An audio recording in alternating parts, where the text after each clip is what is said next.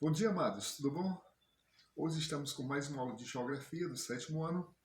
Durante esse período de quarentena, nós vamos conversar, dialogar por aqui pela internet, ok? Após a aula, estarei enviando alguns exercícios para vocês também, ok? Então, hoje nós vamos falar sobre as mudanças na divisão política do Brasil. Por que falar sobre isso? Como nós estamos vendo no mapa, o Brasil não teve esse contorno que nós estamos vendo aqui e nem a divisão regional da forma que nós conhecemos, né? Essa divisão, ela, com o passar do tempo, os limites administrativos do Brasil eles foram mudando, né? Esses limites eles foram criados e delimitados desde o descobrimento do Brasil. Então nós vemos aqui que os limites políticos administrativos eles são criados para delimitar países, estados, cidades e até mesmo bairros.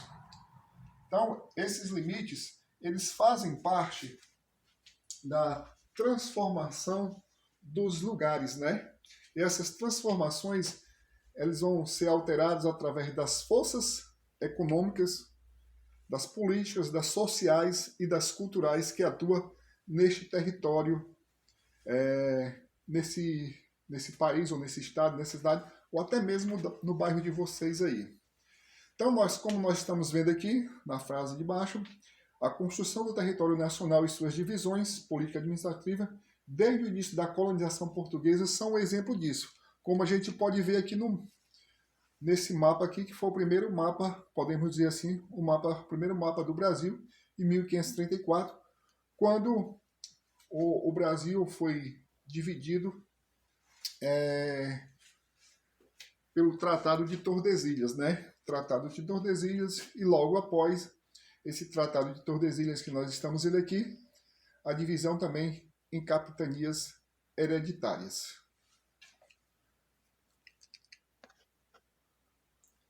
Então, como nós vemos aqui nesta imagem aqui, nós vemos aqui ao lado esquerdo a configuração do mapa do Brasil, a linha aqui do Tratado de Tordesilhas, e à esquerda foram as terras que não faziam parte do Brasil, né, da colônia portuguesa, vamos dizer assim, e sim da colônia espanhola, que foram sendo invadidas com o passar dos anos, seja por bandeirantes, ou seja por outros habitantes, né? Mas principalmente pelos bandeirantes aqui. Ao lado direito aqui, a gente vê a demonstração também dos territórios portugueses, né? O território português, mais escuro, e o mais claro do território da Espanha, né? Então, a formação do território brasileiro foi sendo modificada com o decorrer do tempo. Então, alguns estados que fazem parte do mapa do Brasil, eles nem existiam, eram parte do território da Bolívia, como nós estamos vendo aqui no segundo ponto aqui, ó. Então, esse estado era o Acre, ele foi anexado, foi comprado do país Bolívia, né? E foi anexado ao Brasil. Então, vários estados da federação foram sendo criados e divididos.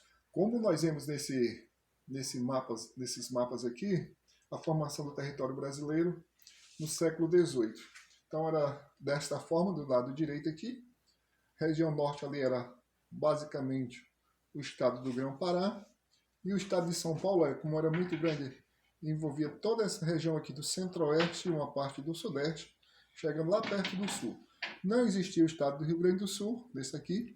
Já do lado da direita, entre 1709 e 1789, aparecia o estado do Rio Grande do Sul aqui, e o próprio estado de São Paulo ele já diminuía de tamanho.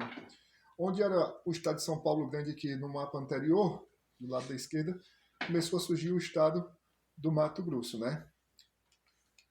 Nessa formação aqui, seguinte, a gente já vai para o século XIX, já vai surgindo outros estados. Inclusive aqui a Cisplatina, ó, que pertencia ao nosso território brasileiro, logo abaixo do Rio Grande do Sul. E hoje, essa Cisplatina aqui é o Uruguai, né? Não faz mais parte do nosso território.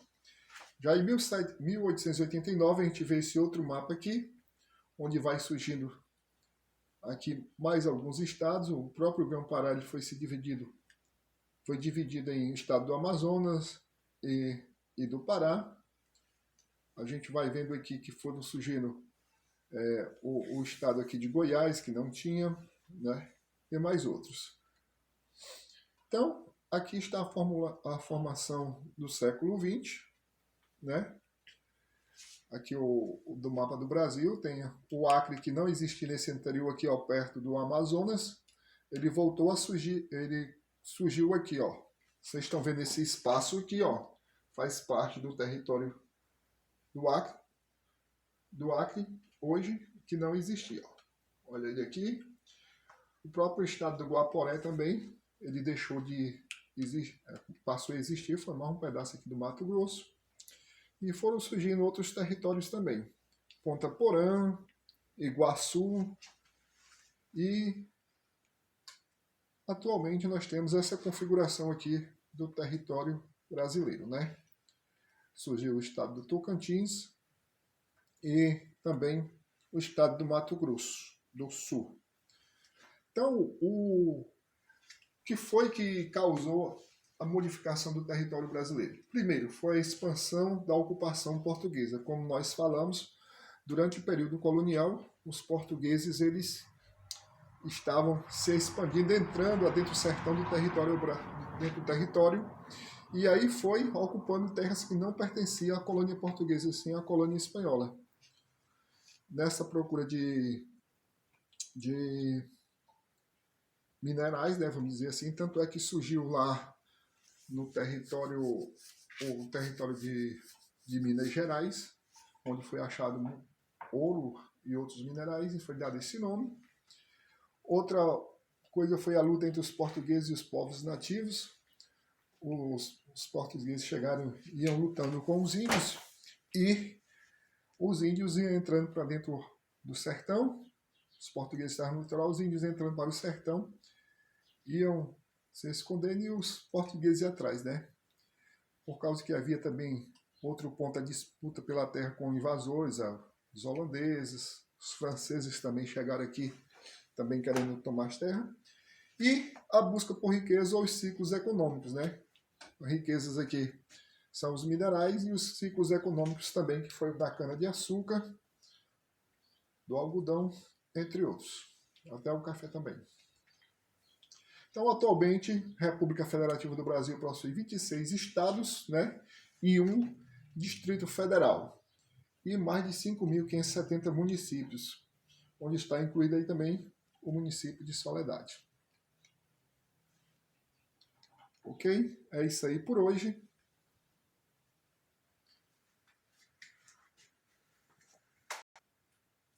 Então, pessoal, resumindo bem rápido aí, não é como está presencial. Essa foi a aula que nós trabalharíamos com vocês aí presencialmente. Então, vou mandar alguns exercícios para vocês, são poucos, não são muitos, e vocês podem pegar alguma coisa do que eu falei aí, procurar outros vídeos na internet e também literaturas para resolver os exercícios. Ok? Até a próxima.